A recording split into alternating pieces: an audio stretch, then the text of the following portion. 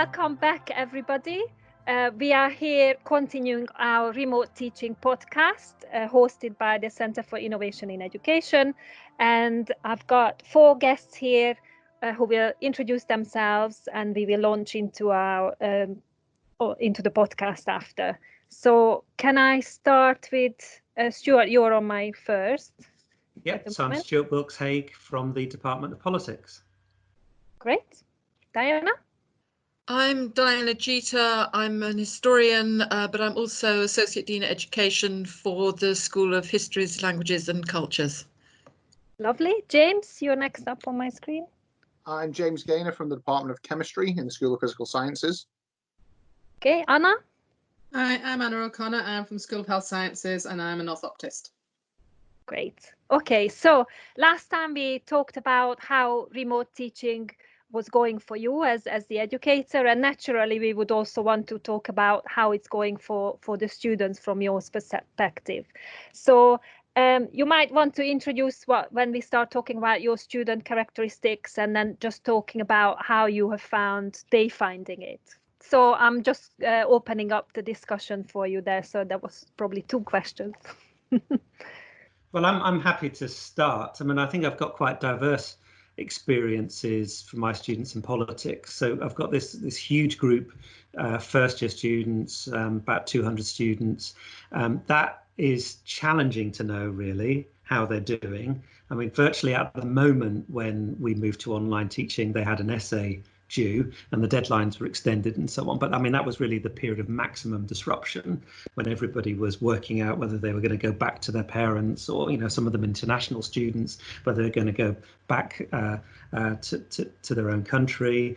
Some, I think a few stayed in Liverpool, not many. So there's lots of them moving around and so on, and trying to get ready for whatever was going to happen next. And I find it very hard to gauge with 200 students what's going on there, really.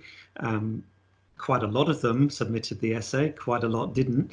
The ones who haven't, I haven't necessarily heard from them. And in the midst of all of this, we had the university communication, which I thought was right, absolutely, about the no detriment policy and the safety net. A little bit concerned that some first years have thought, well, it's okay then, I don't really need to do anything now, which appears to me to not strictly be true. So to actually engage with that large cohort of first year students is difficult and challenging. My third year students have been, it's only 13 of them in a group making radio programs, but within that group, very diverse. 3 have gone, to one extreme and started to make daily podcasts with amazing guests and so on, really grappling with the politics of this, incredible period that we're in. Again, some of the others have just gone silent, and it's quite hard to reach them. With that group, I did set up communication platform using Slack, which for those who don't know it, it's a kind of social engagement tool, really meant as an alternative to email. It's a bit more sort of like Facebook or something like that, and that's worked really well actually with that group. And they've really enjoyed using that, and that's been a great communication tool. So really diverse experiences, and I am worried about the students that I just don't hear from at all. Mm-hmm. Okay, I mean, with the students that you don't hear, is that what is available, what is at hand for you, or because that must, that is a difficult situation when you don't have them on campus and you can't meet them. If I could speak to that at the school-wide level, we've put a lot of thinking, and I think the university as a whole has done a lot of really good thinking about student well-being. A lot of the central communications from the university have been about student well-being, student support, mental health, and that's very welcome. We've asked all of our academic advisors to contact each of their academic advisees just to say, are you okay? And normally I find if you contact your academic advisees, about half of them ignore you and you have to contact them several times. In this case, almost all of them got back to me within hours to say I'm okay, which suggests to me that reaching out was very welcome. Mm-hmm. So I think in terms of our students' mental health and well-being, we've got a pretty good idea of the ones who are not talking to us, and they are quite a minority when it comes to their well-being. This is slightly different from their engagement with the academic side of things, and I think the reassurance about their well-being and how the university is taking that into account has in some cases encouraged students to think, well, in that case I can disengage from the academic work, I can focus on my well-being, I'm in a very stressful situation. I mean, we've already heard from each other about how when you've got a bunch of people in a household and everybody's trying to work from home, there's pressure on the resources. And that's equally true for our students. And I think some of them have just thought, well, we've got the no detriment policy, which I think made a huge difference, actually, particularly to my dissertation students who were becoming incredibly stressed because they couldn't do their dissertation work and they just didn't know what was going to happen to their degree. So I think we've done all the right things in terms of addressing our students' mental state and reassuring them that their whole university career won't be destroyed by this. But I think a knock-on effect of that is that some of them very understandably have just decided to put university to one side because they haven't got the resources at home anyway. One of the things that's encouraged my first years is to point out to them that they may not be eligible for study abroad, or some other things like placements if they don't have a 2-1 or a first, and therefore it's worth trying to do something if they can, because we want them to continue to engage with the learning anyway, because that's providing foundations for what they'll go on to do. So I think there is a problem with a lot of our students' engagement with the academic work, but I think we've been pretty good at making sure they're okay physically and mentally. Can I just check that with Anna and James as well, from your perspectives? Yeah. Go on, James. Sorry, just to follow on from Diana, as year coordinator, immediately after this this discussion, I'm going off to have a catch up with our first year students where they can just dial in, have a Q&A, ask me about arrangements for the alternative assessments, just have a general chat with me. Small talk is not my forte, so it puts me out of my own comfort zone. But our support office will be there as well. I did one of these a couple of weeks ago, and whilst it was like, oh yes, 10 people came, our first year is 150. So it's, you know, we've had some online support for workshops. Again, we're like 10 students turned up, but usually our attendance is 90 or 100 out of 150 is a minimum. So yeah, the engagement side of it from our perspective, from on the academic side, has been an issue with our first years. But that said, they have been submitting work.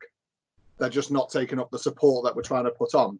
Now, going back to you know, the idea of us just turning support online isn't necessarily the best way of doing it, but it's what we're all trying to do to get through this for the next few weeks. I agree with the mental health issues. I think by the sounds of it, we're doing similar things in chemistry to what Diana was saying. But the students do seem to be struggling with this from the ones I've come across. But I only hear about the cases where they're struggling. People don't generally come and tell me, oh, I'm fine. They generally get in contact with, say, I'm really struggling to keep on top of all the emails, the deadlines, things on Teams now. Some people are still using discussion boards. Yeah, so there's students, some have adapted, some haven't, and I think a big consideration is their resources at home. I think that's a massive thing that's already been pointed out. That's all I was basically going to say, really. So it sounds like we're having similar concerns. Yeah. I mean, in terms of the support level, so working in health sciences, you know, some of that is sort of integrated within our programs anyway, sort of the mental health side of things, and so that hasn't changed. And you know, there are mechanisms university-wide and school-wide.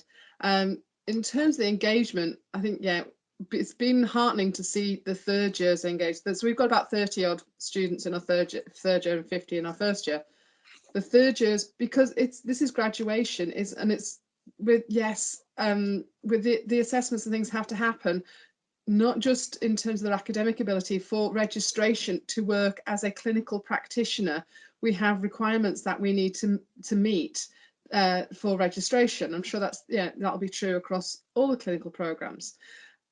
So I think the third years are very motivated in that respect. And so one of the tools we use quite a bit is PebblePad, because they use that when they're on clinical placement. And then so we've been putting cases on that, and they've been really engaged and sort of joining and asking questions and putting up evidence. And so that's really been heartening to see. I think similar to what you were saying, James, the first years for us, for our experience, seem to be the ones not engaged as much. But I still think there's an element, they're still in that transition from school to university to being independent learners. And I think they're still in that transition. Absolutely.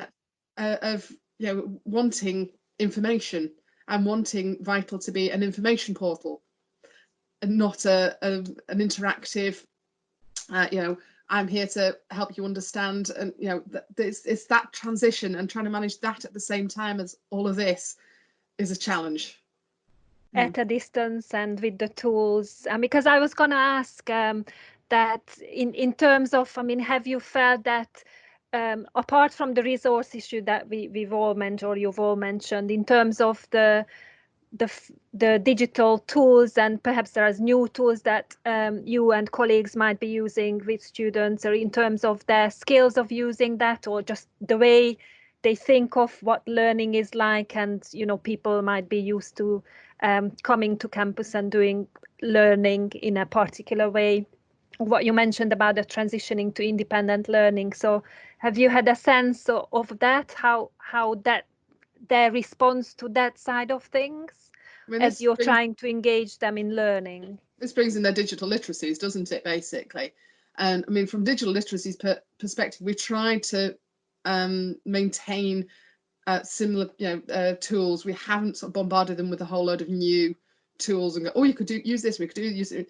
PebblePad, they're very familiar with. So it is trying to use what they're already familiar with, and what works and what we're familiar with. If it's a learning curve for us, it's going to be a learning curve for them. Do you want to add that as an extra layer? So I think that's one thing. Yes, we're looking at new things, and we have introduced bits and bobs, but fundamentally we're still using the tools that we and they are familiar with. I don't know what everyone else feels. One of the things that I think always needs to be stressed with online learning is don't try to do something outside of your comfort zone. On the other hand, going back to we used to just be doing things we were familiar with, and how we need a new pedagogy. One of the conversations that we needed to have quite early on, right across the school, was whether we were going to go for synchronous or asynchronous teaching. And initially, everybody went for synchronous teaching. They just turned up in teams to teach their seminar. A lot of students didn't turn up. Those that did turn up actually wanted to talk about how stressed they were. And those having a chance to see people and see each other's cats, and just, reassurance that life is normal, and to talk about somebody's new puppy, all of that was really important, but it wasn't really where the teaching was happening. And also there was very low take up. Whereas if you go for asynchronous teaching, then students can fit it around what else is going on in their households, and you can get much higher levels of participation. So this is something that really neither staff nor students are familiar with. But it is nonetheless a better option, I think, despite being unfamiliar. And these, I think, are the kinds of conversations we need to have more about, especially if we're going to have to be doing this next academic year, where we will design this in ab initio. What works for students that you can't get together in a seminar room? And so I think we do need to talk much more about pedagogy. And I think it's an important point, the synchronous, asynchronous. And I think we've been trying, you're right, trying to sort of change what you were doing previously into an online format, and it doesn't necessarily work. And a lot of what we do is, we've got international students, different time zones. You've got people who work, like I'm alternating with my husband working. So there'll be other people doing, some of our students will be doing exactly the same thing. So, but I think using Teams or things where we're recording what we're doing at least gives that opportunity to students to then revisit it later, so that if there are barriers or there are reasons that they can't be at the computer at that time, and still giving everyone the opportunity. But like you say, there are some people who value that time together. So I think it's a place for both, isn't there? Mm-hmm. James, did you want to? Yeah, for me, I think my initial thinking was well, let's go synchronous, because that's what the students are used to, but they're not used to it online, as was pointed out. The students who are supposed to be, who couldn't virtually come to workshops because they'd signed up to help with the NHS, and they're actually driving things around for the NHS now. So yeah, I think moving forward, we need to have this conversation for next year, exactly as has already been pointed out. Also, from our perspective, labs are a massive challenge. Students have not necessarily adapted well to be, we can give them data, but that's not the same as them getting their own data and then understanding how to write an experiment up if they've not actually done the experiment themselves. So whilst, because of the time in the year, I think we could muddle our way through. But I think if we're going to do this for the next academic year, even for the first 6 weeks or first semester, we really need to have a sit down and talk about the education side of this, the pedagogy. We really need to. I think that's a really good point that was raised by Diana. Mm-hmm. I completely agree with everything that's been said, really, particularly in terms of synchronous teaching. That really, it works for the handful of people who are on at any given time, but it's really not doing the job that we need to be done. And that then, I think, it opens up other, that's where we're going in this conversation, other discussions about, well, it's no use then trying to record a 1 hour lecture, which is the equivalent of you do in a lecture room. If you do that, it's really not going to work for the students. So you need to start to think, if you're going to record fresh lectures, make them much, much shorter, I would say, probably maximum 20 minutes. Sometimes just very pragmatically, an old lecture that you've got, last year's lecture available on Lecture Capture, that can be reusable, but I think it's very important then, on Vital or somewhere, just to put in kind of, if you like, what the narrative of that lecture is, the summary of that lecture, to give the students something to work with before they start watching something which is typically going to be about 50 minutes long. One of the big challenges I've faced is that my first year seminars in particular, delivered by GTAs, they were very much designed around group work activities, most of which involved usually things like moving bits of paper around the classroom. So, there were exercises where, I don't know, a big graphic was cut up into bits and they have to reassemble it as a group, or there were card trading games that I'd invented and so on. Now, obviously, you cannot do that online. What I'd love to have is access to a web developer or somebody who can recreate these as apps or web-based activities. I haven't got that, clearly, but there is so much you could do with these same activities, where a student could do it individually or in groups. You could turn it into a computer game type thing. I've got lots of ideas of how we could sort of replicate a Duolingo type format for politics teaching, but again, this would require a lot of resource. But I can see enormous potential from materials we've already got that could be converted, and thinking towards the future, there's lots of possibilities. Yeah. Diana, you wanted, sorry. Yes, when I used to work for the Open University, we had software that could do a massive range of things for a synchronous seminar.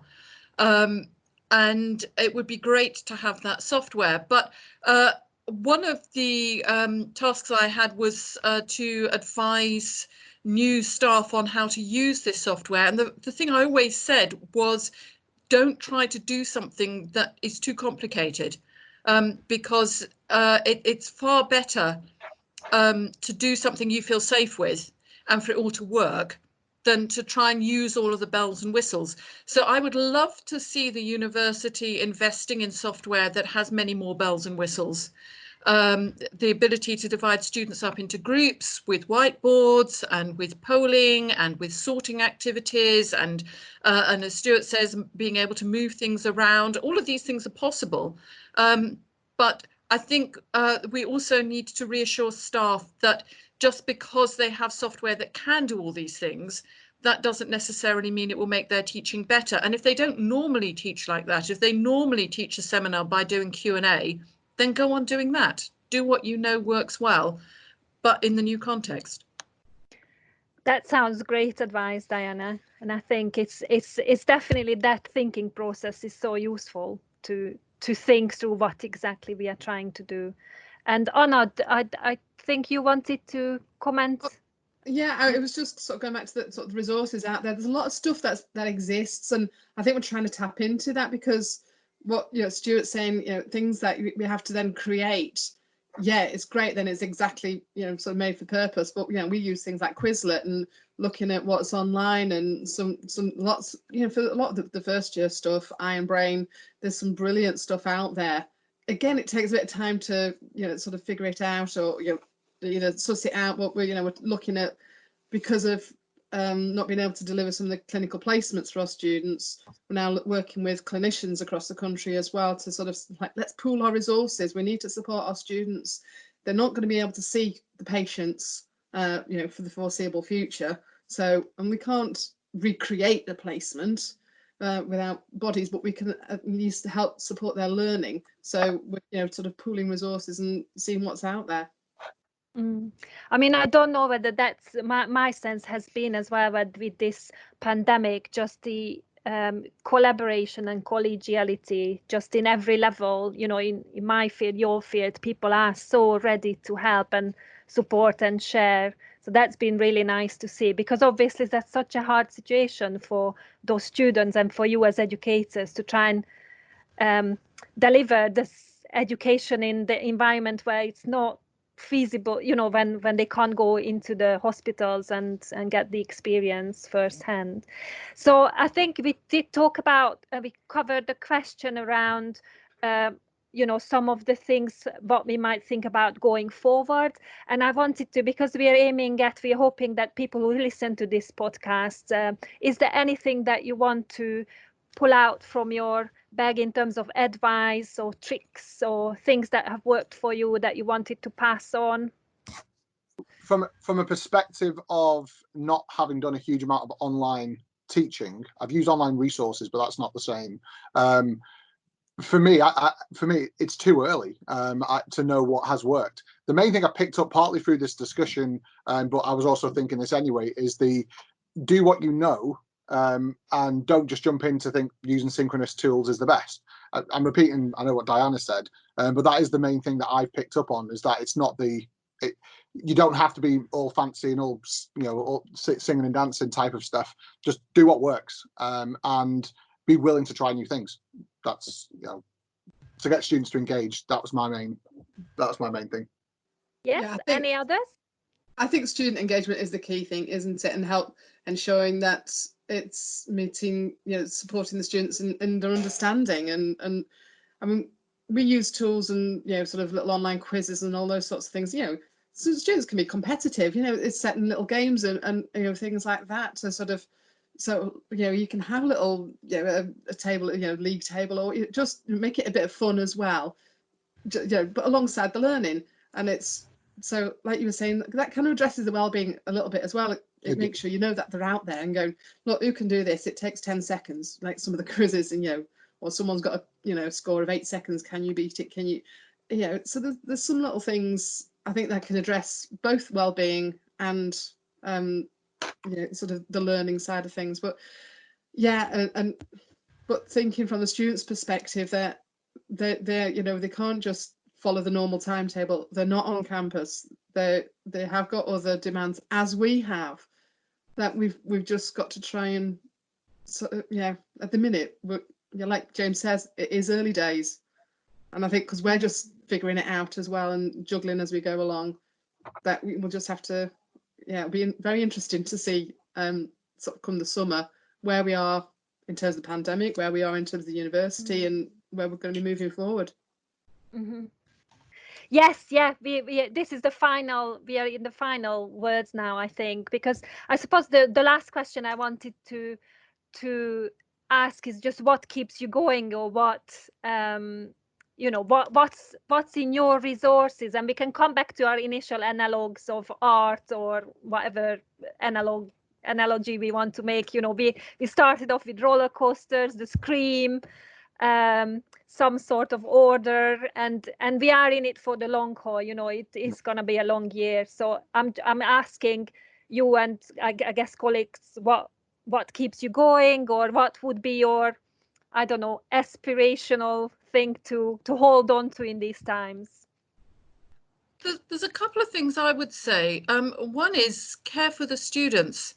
I think a lot of our students, and this may be even more true for Anna's students and James's students, is a fear that they will be assuming that something, that we might call normal, in some sense, returns to us, that they will be a stigmatized group.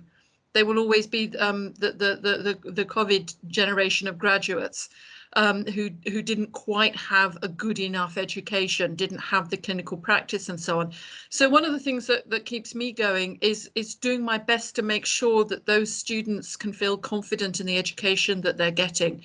And one of our heads of department in my school used to work with the UN doing crisis stuff in conflict zones. And he said one of the most important things you have to do in a crisis is to create a sense of confidence in the people that you're dealing with, that they feel that you know what you're doing.